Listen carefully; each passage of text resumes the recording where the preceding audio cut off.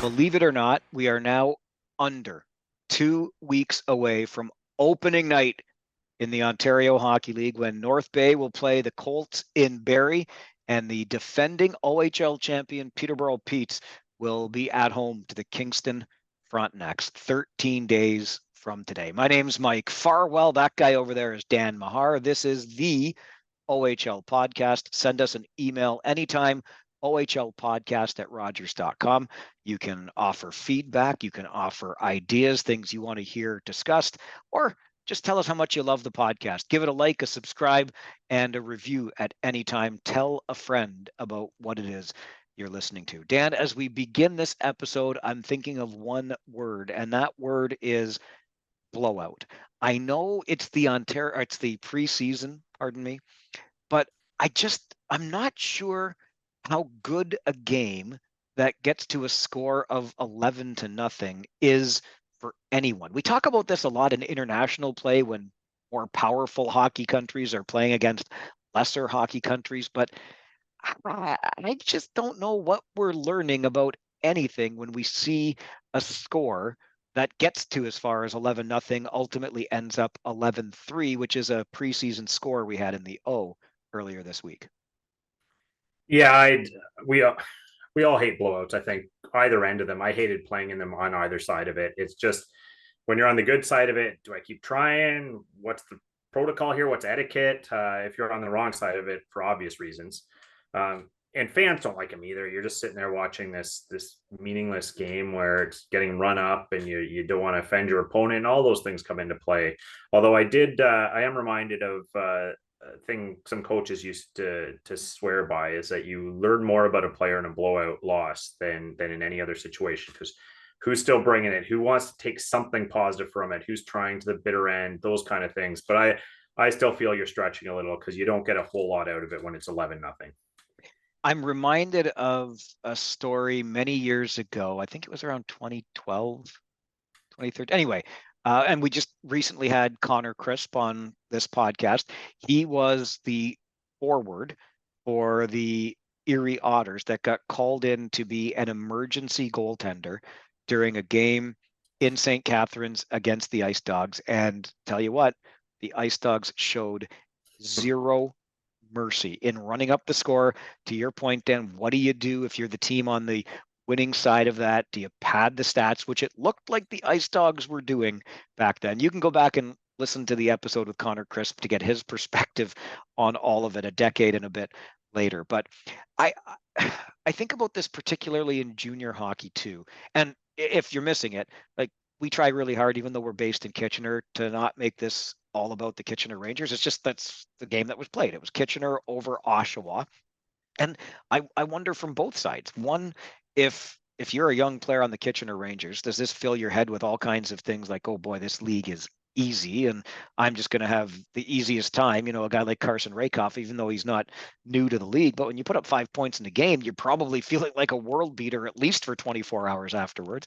And then from the Oshawa Generals side, these young players that are out there trying to earn a spot on an Ontario Hockey League roster, how hard is it on their psyche? I'm not trying to slam anybody here. I'm just asking the question. When I see a score like that, I'm thinking, eesh. Yeah, I don't think anyone really cares about the result. Like you won, you lost. It's preseason. I think from the Kitchener side, or the team that's leading in a blowout, really the only takeaway is it's preseason. You want to get feeling good about yourself. You want to get your hands going. Making plays gives you confidence, gets you into it. That's really the only takeaway. You made some shots, you connected on some passes, just that confidence thing. Otherwise, you're not taking a lot from it because you're not going to get that kind of time and space in the season. On the other side, I think the mentality in Oshawa for this game where they got blown out was they've got a couple spots up for grabs here, and I think they wanted to give a lot of those vying for those spots a fair shot with lots of ice time, lots of opportunity to see who's going to step up and snag those spots. So scratch some of the vets that could have kept the score close, even the ones that were in the lineup. Kind of played more like third and fourth line minutes while some of these kids got their opportunity. The only issue I have with that, Mike, is it sounds good in theory that you're going to see who amongst these players is going to step up. The fact is, if you surround them all with other fringe guys, your ability to make plays diminishes. You're not seeing them with OHL caliber players to see how they can make and take passes with those guys and read off what they're doing with their speed and their strength, which is really how you get a read on these players. So I'm not sure you're reading a whole lot from it when you, even if you had a really terrific player out there, he maybe couldn't do anything with who he was out there with. And I'm not sure you're learning as much from it as you think if you're not putting some of your veteran talent in that lineup for them to work with. I have very little doubt in Derek Laxdale's ability as a coach at this level. So to your point earlier, you probably learn as much as, if not more, about a player by watching the way he or she performs in a blowout loss. So I'll give him the benefit of the doubt here, knowing that he was looking for certain things or got to see what he wanted to see in all of this. And I'll add to that. I don't think anybody in Oshawa should be feeling too bad. I mean, it's never fun to see a score like that. Not only is it quote unquote just the preseason, but I don't have a whole lot, and I don't want to get too far ahead of our Eastern Western Conference previews in a couple of weeks, but I'm not all that concerned about the team in Oshawa this year. I'll just tell you that. I mean, I don't mean that by saying if I'm the opposition, it's going to be an easy mark. No. I'm saying if I'm a fan of the Oshawa Generals, I like my team this year. Oh yeah, like there's nothing to be drawn from the scores these games, and just in general, I say with blowouts, what you're looking for is trends. Like if you're getting blown out frequently, or giving up once your team's down 2 goals and giving up 4 more, those are what concern you over the course of the year. These scores mean nothing, and it's funny. I always talk to people, say, "Oh my goodness, they lost 8-1, they got smoked," and I always harken back to the team that you don't like to name. My NHL team is Montreal, and we go back to that infamous Patrick Waugh trade. And it happened after Montreal had they were down 9-1. He'd given up a bunch of goals, had been left in, and got pulled by the coach. Refused to pull him, and that's what precipitated that trade. What people forget about that little story is it was a home and home series with Detroit, and the game before Montreal had beaten them 11-1. So you had 11-1 one way, 9-1 the other way. How does that happen unless teams are just quitting on both occasions? So you don't read anything from it. Oh, we lost 9-1. We're 9 goals worse than that team, or we won 11-1. We're 11 goals. All you glean from any of these blowouts is character. Who kept playing, who kept showing up. That's all you're deriving from it. You're not really reading anything about quality of team or anything else.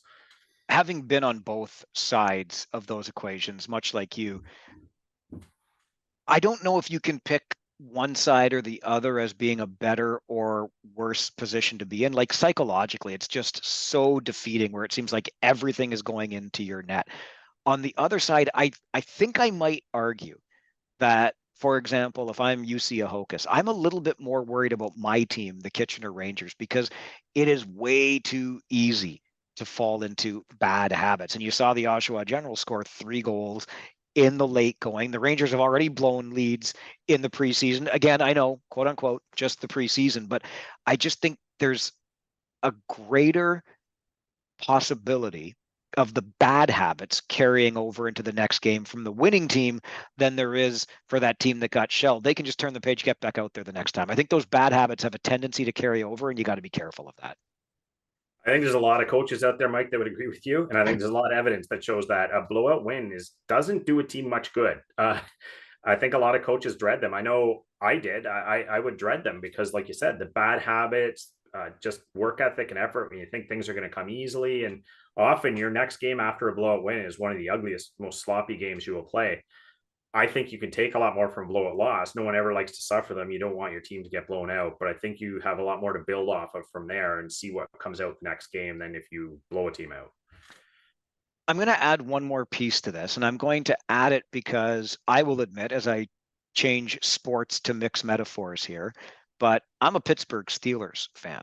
And I was just talking to a buddy earlier today, and he was giving me a hard time. He's like, "Oh, Pittsburgh still has a football team? Ha ha." But of course, it was a 3-0 preseason with a young quarterback for the Steelers. And the way the season ended for my Pittsburgh Steelers last year under this same young quarterback, we thought, okay, maybe there's something here. Then it's a 3-0 preseason. I'm telling you, I was pumped for the opener last Sunday. I was all set to go. I had my snacks. I had my TV to myself, and I watched the Pittsburgh Steelers get absolutely obliterated by, granted, a very good team in San Francisco. But this is the long way of coming around to the question: does the preseason even matter, Dan? Like, Right. I can see you shaking your head. If you're Nope. watching on YouTube, you know the answer to the question. But it's the preseason. Nothing matters. Nothing. No, little things matter. Little things matter around. You're figuring out who you're going to have in your lineup and you're seeing bits of chemistry and you're getting glimpses of different things. The results mean absolutely nothing. And I think I learned this the hard way too. You just described your Steeler experience, but with the teams I follow, and I remember as an avid Montreal Expo fan growing up, it almost seemed inversely relational to how the preseason went and how the season went. If they had a terrible preseason, they had a great season, and vice versa. It just seemed to be that way for a lot of years. So I learned, don't read anything into preseason results. They are meaningless. They're not telling you much of anything. They're an opportunity for players to get a feel, get in shape, get ready for the season, and a few opportunities for a coach to see some things he's looking for. But the results basically meaningless. Yeah, you're starting to get some reps. That's really what this amounts to, right? The Ontario Hockey League itself is getting some reps in this preseason. We'll get to that in just a little bit. But before we get to that, it's the curious case this year of Jordyn Ertel, and this continues to involve the Oshawa Generals, who still hold Ertel's rights, at least for now. But this is a really interesting story and not one I think we've ever seen before. I don't think so, Mike. Like I was racking my brain to think of a situation where we've seen lots of situations where players are waived out of camp or cut from a team and allowed to go wherever they want and pick up a tryout somewhere else. I can't recall. I'm sure it's probably happened. One of our lovely viewers or listeners probably pointed out, but a situation where a player's rights still belong to a team, they allow them to suit up for another team because usually there's kind of insurance implications there and other things that come into play. So this seems a little unique to me, but at the bottom line to me is it sounds like they're trying to accommodate a player who doesn't fit in their plans. And philosophically, I certainly don't have a problem with that. It's just a very unique situation where someone belonging to one team suits up for another. You don't see that often. You read my mind on what's in the player's best interests here. If Jordyn Ertel doesn't fit into the plans in Oshawa, they're trying to accommodate the kid. And for Guelph, I guess it's like taking the car for a test drive, seeing if you like it. And if the fit is good and you like it, you've already negotiated that price in advance. And I would assume then everybody kind of goes away happy from the exchange. Yeah, and I don't know enough about the situation to say for sure what's going on, but to me, it reeks of a situation where it's a player who probably is of interest to a number of teams were he to be waived, and the team that really wants him, in this case, probably Guelph, wouldn't necessarily get him in that waiver priority claim. So they're willing to relinquish an asset to get his rights, but they aren't sure. It's obviously some discussions happened here, but it just seems like a scenario where everyone involved is trying to accommodate the player and the family and see what can come of that rather than just waive him and have anyone be able to claim him in that order. Let me add to this: Roger Hunt, George Burnett. Two guys that know a thing or two about the Ontario Hockey League, have been around the block a few times, can probably get on the phone with one another and broker a deal like this. You mentioned the family, and the Ertel name should be very well known to you. Tyler, the patriarch, was just on this podcast the other week, had a chat with him as he left the region of Waterloo, my home area, to go up to Sault Ste. Marie, where he's now an assistant coach. Of course, Tyler played in this league with Kitchener, with North Bay, the Centennials, not the Battalion, and with the Windsor Spitfires.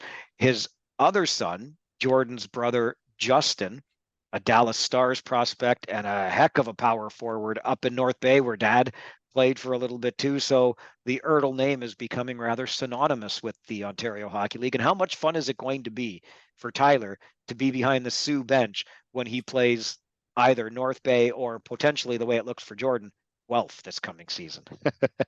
Oh, it's going to be a once in a lifetime opportunity this year, right? To have two sons in the league, dad behind the bench. I mean, the odds of that happening are very low, and the odds of it happening for longer than a season with the short lifespan of junior hockey players in this league. I mean, it just doesn't happen very often. So it's a really special year for the Ertels, I think. And yeah, those are, I'm sure, X'd on all those calendars. You know, we didn't talk about this last week. I'll just throw it out there as the bit of the wild card here. Tyler's case is really interesting to me, or story, if you will. And I'll admit my bias. He and I actually went to high school together. So I'll stay out of it, other than just throw this question or idea your way. But you look at what he was able to do with the U16 Waterloo Wolves team leading it to an Alliance championship a season ago, and now right into the next level of coaching as an assistant with a very good program up in the Sioux.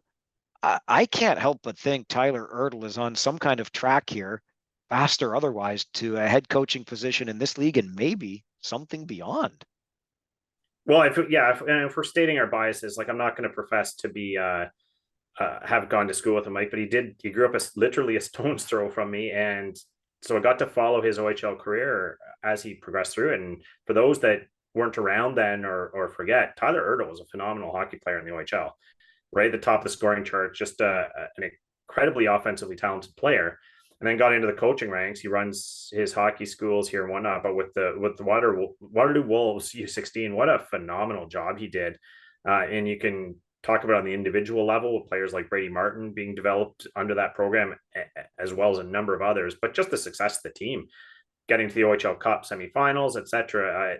His track record as a coach and developer is terrific. So I'm not remotely shocked that a team in the OHL snapped him up. And you're right, Mike, the trajectory is probably upward from there for a player, someone with a resume like that. And the proof is in the pudding. Proved it on the ice and proving it behind the bench as well. If it goes no further than where it is today as an assistant with the Sault Ste. Marie Greyhounds, it's a hell of a full circle story for a local kid that plays for his hometown team. Then, as he's admitted in an interview on this podcast, Bert Templeton, who he played for in North Bay, taught him about being a rat, and he was proud of it, but also had that scoring touch that you mentioned. And then, of course, realizes the pros aren't going to work out for him, settles in as a teacher in his home community in the region of Waterloo, and now back as a coach in the Ontario Hockey League. Like I said, even if it goes no further, that's a hell of a full circle kind of story. Yeah, and I think looking back to the pod, your chat with Tyler, I don't want to speak for him here, but I think he articulated that there's no presumptions here. I don't think he's looking at it and saying, I got to be behind an NHL bench next year. I think he's quite happy with this. And like you said, that's a full circle hockey career for him. And whether this is just the cherry on top of the cake at the end of it or the start of something, I mean, it doesn't really matter to him. I don't think. I think he's recognizing he's just enjoying the ride while he's in it, and quite a story he's been able to tell in this league. The ties that bind in this game also come into play as a former Windsor Spitfires teammate is now his roommate. He's moving in with his former teammate's family up in the Sioux, where his former teammate now makes his home as well as Tyler goes up there, Tyler Ertel, as an assistant coach. Okay, how is it that the Ontario Hockey League is getting into regular season form already? We're going to get to that. And if we could change one thing, just one thing about the Ontario Hockey League, I mean, I think we want to change more than one, but we're only going to pick one. We'll talk about that as well as this episode of the OHL podcast continues.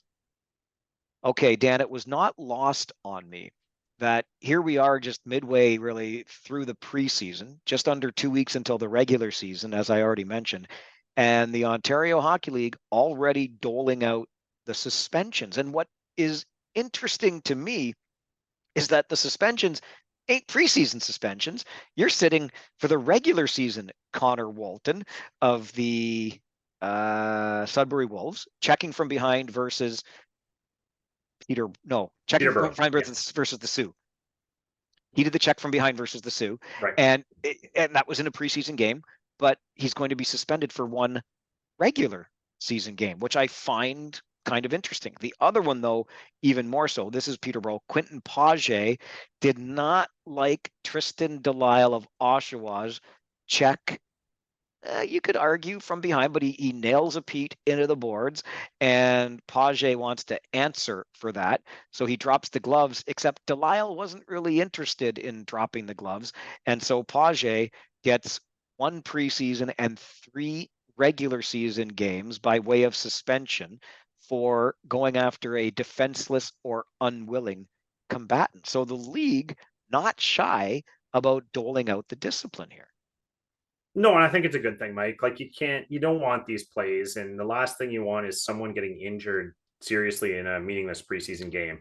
And I know players are trying to prove themselves. Page is probably trying to show the coach he'll stand up for teammates. He'll add that element. He didn't like what he saw, but you can't do that. You can't drop a glove and cold cock a guy who's not willing or not ready. The ref had already called the hit. The the Oshawa players being penalized. So there was a measure of justice happening there. So it was just, you like to see the discipline. If you want to make the action, you have to suffer the consequences. And I think the league is different now, Mike, but I harken back to around the time, the 80s and 90s, when much more of this stuff happened. And I remember hearing players openly admit that they were trying to get kicked out of preseason games. They didn't want to be there. They didn't want to play them. So they were going to fight some. They're going to do some just to get kicked out. Maybe they'll get suspended and won't have to play the next one either.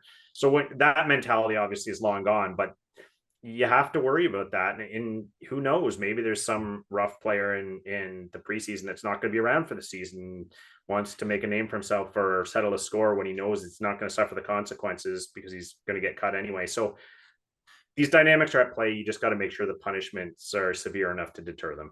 And it comes back to one of your favorite words in all of this, that being accountability. 100%. When meaningful accountability. Like I think when you're talking about sitting at regular season games now, suddenly, especially if you're a player that might not have a lockdown spot in the lineup, think I'm missing a couple games here where I could be establishing myself in this coach's lineup and keeping my conditioning up, et cetera, et cetera. So yeah, you'll think twice before doing it. And I think that's all the league's trying to do. As much as I dragged my knuckles on our Tuesday episode of the podcast in talking about, you don't love the scrums, what goes on in the scrums, how much time the officials spend conferring to try to figure out who did what did you see? You were advocating maybe for some video review to be used in that. I said, you know what, none of this would happen if players would still get punched in the face after they do stuff like that. Maybe that would be a deterrent. I'm going to pick my knuckles well off the ground here and echo something you said.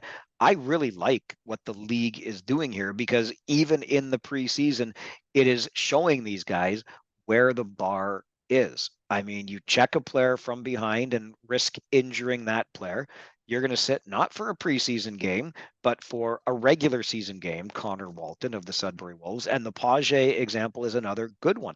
1 preseason and 3 regular season. Look, we can talk about the, how clean or unclean maybe Tristan Delisle's check was, but you know what? If it's one thing that we've talked about over and over again, it's this sort of thing that we want to see come out of the game. We don't want to see guys fighting guys because one guy laid a body check. It's not up to the player whose teammate was body checked to determine necessarily how clean that check was, right? We just, if a couple of guys want to go, I want them to be able to go. If that provides a level of accountability or policing in quotes in the game, fine. But just because there was a big body check, somebody else thinks they got to fight somebody, stop with that nonsense. So I like the message that the league is delivering here by showing, even in the preseason, hey, we're watching, and these are the prices that will be paid for these actions. Oh, completely, Mike. And when you talk about the dynamic of wanting to see pushback, or coach wanting to see someone stick up for a teammate and whatnot. So there's ways to do that without being stupid in the moment and putting your team down a man for power play, down a man because you've gotten kicked out of the game. The coaches always love dealing with this type of thing, would say, if that guy wants to run around, take shots at us, we're a team. We make him pay as a team. We finish every check on him. We wear him down. And it's surprisingly effective that what you can do within the rules, just by competing hard, just by letting him know you're there every single time. It can be a long night for a player like that. And that's how as a team, you kind of push back and demonstrate that you won't tolerate those things, rather than in the heat of the moment, dropping your glove and punching a guy in the head and taking your team out of it by a stupid penalty or getting yourself kicked out. So there's smart ways to do it, and there's dumb ways to do it. And I think we're trying to avoid the dumb ways.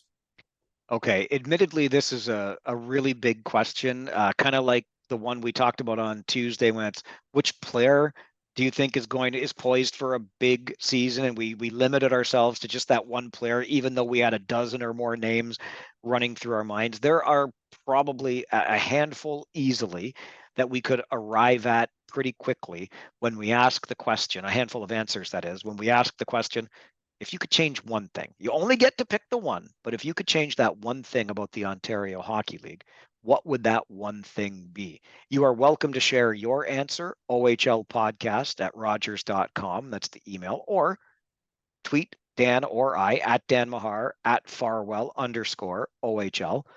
Dan, if you could change one thing about the Ontario Hockey League, what would that one thing be?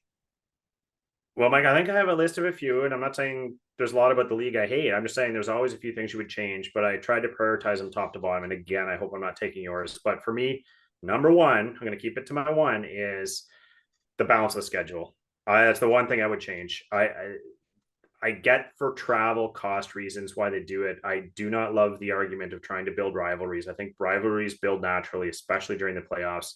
I don't need to see Sarnia play Windsor 8 times to get anything out. Like, I think as a fan, especially as a casual fan, when you're buying tickets every week to see the team, sometimes you get to that shoulders drop sense of, oh, it's Owen Sound again, it's Erie again, and insert team name.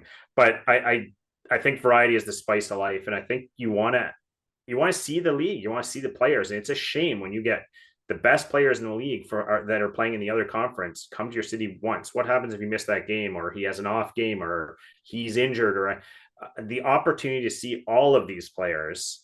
I'm pretty sure the folks in Oshawa and Peterborough and Ottawa would love to see Michael Misa more than once this year, Mike. So my one thing I would change is the balance of the schedule, more games against interconference games and fewer against division. That is an excellent point, especially when we see the exceptional players like Misa, like Shane Wright before him, like so many others, Connor McDavid and on down.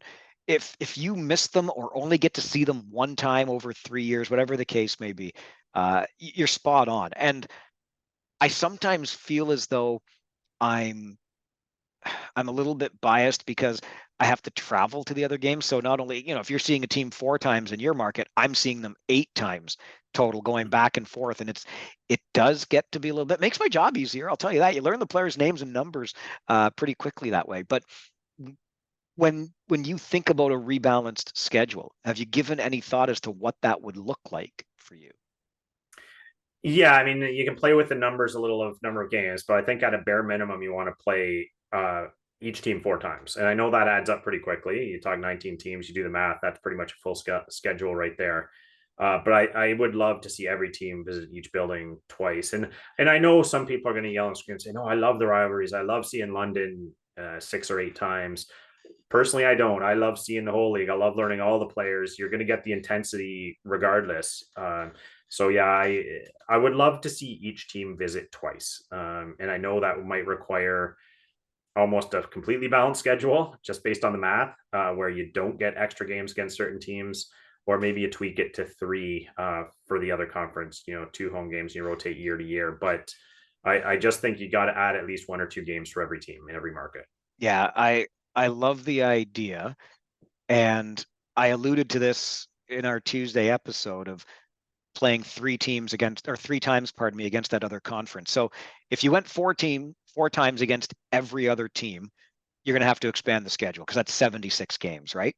The rebalancing that I've long advocated for is similar: 4 times against your conference. So that's 9 other teams, 36 games. 3 times against the other conference. So that's 10 teams on the other side. There's 30. So now you've got 66 games played.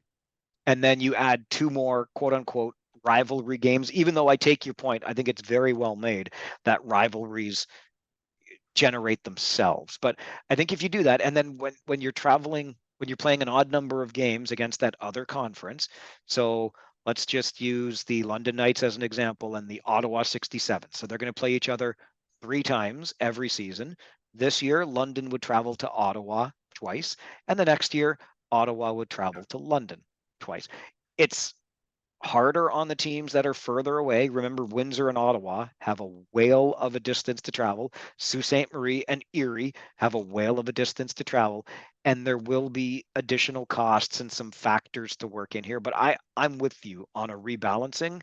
And I think you're right. Give the fans of this league an opportunity to see the other star players, the other teams. Maybe they'll like a logo. Maybe a kid will become enamored with whatever, and let them see them in person as opposed to, I mean, the OHL Action Pack that they put together, the online streaming, et cetera, is real nice, but nothing beats going to the rink and getting a little bit more variety than the same old team 4 times a season. Yeah, and I would just add to that point, Mike, I think really well stated, but I would just add to the geography really is in the favor of this league. I know we talk about, well, Flint to Ottawa is a haul, or Sioux to Erie, but in perspective of the trips that the Western Hockey League players have to make, you're going from Brandon, Manitoba to Seattle, for instance. I think the geography really plays into the favor of the OHL for doing this. All right. The one thing, and I admit I'm making this a little bit inside baseball from the perspective of the job that I do as a broadcaster in the league, but there are 2 reasons that I think this is really important, just beyond my own selfishness. The one thing that I would like to change about the league is the way it communicates with us in the media and by extension, the fans, because I recognize, and perhaps the previous president of the United States proved it, you don't need the mainstream media to communicate if you don't want to. Fans can get your information that you deliver to them, but I want the league to do a better job of delivering that information. And so by doing that, they can, and because I think the reluctance to share the information is sometimes, and we touched on this on Tuesday as well, with the new language around the standard player agreement, right? It's now a scholarship and development agreement because you're always competing with the NCAA.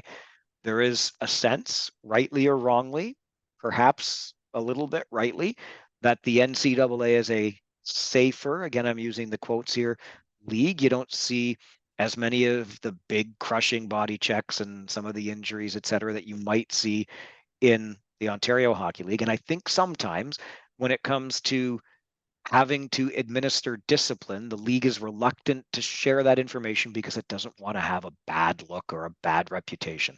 Let's not try to hide that things sometimes happen in the game, and let's just be upfront about it. And I think the fans benefit from that because, to your point earlier about the schedule, if I want to see Michael Misa play and Saginaw's coming to Peterborough one time this season, and I buy my tickets or I'm ready to go to that game, but Michael Misa's been suspended and I'm not made aware of it, did I spend my money? I'm not to take anything away from the Pete's and the other players, but I wanted to see Michael Misa, and you didn't tell me he wasn't going to be there. So make it easier for us in the media to convey your messages, and don't make it look like you're trying to hide something. Things happen. Sometimes you got to be, the parent in this and administer that discipline. Be transparent about it. Make sure the message is communicated. Yeah, very much with you on that one, Mike. And I agree with that being top of your list. Just to me, on your previous point there, there's a bit of a respect to the fans issue there too, right? It's not just media grumbling, but you're right. It's when you're going to a game, it would be nice to know the status. Like, is this player playing? Oh, he's not. Oh, because it's these indefinite or nebulous suspensions that we don't know, not even sure what it's for. A little communication goes a long way, and I think when you show respect to your fans, they show it back the other way as well. So I think that's a loophole they do need to tighten up. Well, and I'll take that half a step further based on what you said. What was the suspension for? The more information we have about it, the better we all become as organizations, as players within those organizations, because we know what actions lead to what results. And I know we can get into how inconsistent it seems sometimes. Generally speaking, if we have an understanding that here's the precedent, you do this, you get that, it's really helpful. And also, maybe just maybe, one of the longtime knocks against this league has been it's a weekend league and nobody's in the office on the weekend. How can I communicate with you if I'm not there to do the communicating? So if something happens in a game on Friday night and that team is playing again on Saturday or Sunday, don't you think it behooves the league to have the staff in place to ensure that not only the team in question knows the status of its player, but the fans know the status of that player? When are the most eyeballs on your games? When they're being played. So take advantage of that. The fans are invested. Give them the information. And look, I understand there are costs to this, but this is not a Mickey Mouse league. This is not a fly-by-night operation. There's a lot of money at stake. There's a lot of money being made by some teams.